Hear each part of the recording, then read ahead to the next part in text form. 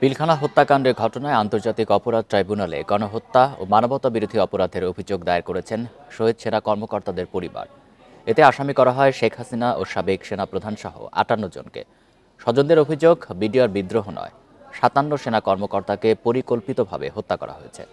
প্রকৃত অপরাধীদের বিচার নিশ্চিতে এ পদক্ষেপ বলেও জানান তারা।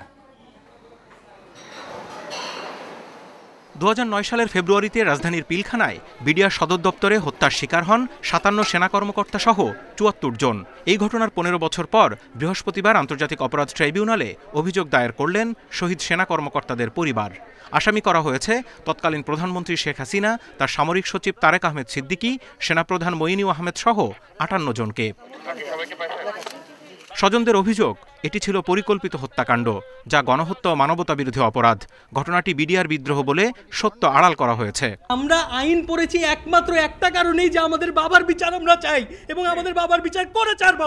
যারা প্ল্যান করে মেরে পোড়ানোর ব্যবস্থা করে, তারপরে বেহনে দিয়ে খোঁচায় কিংবা ড্রেনে ফেলে এবং পরিবারদেরকে ঘর থেকে ধরে নিয়ে যে কোয়ার্টার গার্ডে নেয় এবং বাচ্চাদেরকে বুট দিয়ে লাথি দিতে দিতে নিয়ে যায়। আপনারা অনেক কিছুই জানেন না যে আমাদের সাথে কি হয়েছে।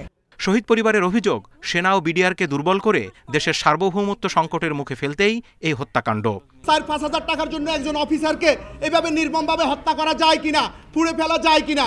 শুধু বাংলাদেশ সেনাবাহিনী ধ্বংস করার জন্য না, বাংলাদেশ রাইফেল ধ্বংস করার জন্য না, বাংলাদেশের সার্বভৌমত্ব ধ্বংস করার জন্য। বিডিআর হত্যাকাণ্ডের তদন্তে স্বরাষ্ট্র মন্ত্রণালয় যে কমিটি করতে চেয়েছে সেটি আন্তর্জাতিক মানে করার দাবি জানিয়েছে স্বজনরা। আগের কমিশন ছিল সচিব পর্যায়ের, এবার কমিশন হইতে হবে আরও উচ্চ পর্যায়ের। বিচারক থাকতে হবে, বিচার বিভাগীয় হতে হবে, সেখানে মানবাধিকার কর্মী থাকতে হবে, কেননা এটা কোনো আর্মড কনফ্লিক্ট না। সুতরাং এটা মানবতার বিরুদ্ধে কোনো অপরাধ হয়েছে কিনা সেটা যাচাইয়ের জন্যে প্রয়োজনে আমরা বিদেশ থেকেও এক্সপার্ট আমরা নিয়ে আসতে পারি। বিডিআর হত্যা মামলায় ৫৫৮ জওয়ানকে সাজা দেয় বিচারিক আদালত। এর মধ্যে ১৫২ জনকে ফাঁসি এবং ১৬১ জনকে দেয়া হয় যাবজ্জীবন কারাদণ্ড। তবে বিস্ফোরক আইনের মামলা এখনও ঝুলে আছে বিশেষ ট্রাইব্যুনালে।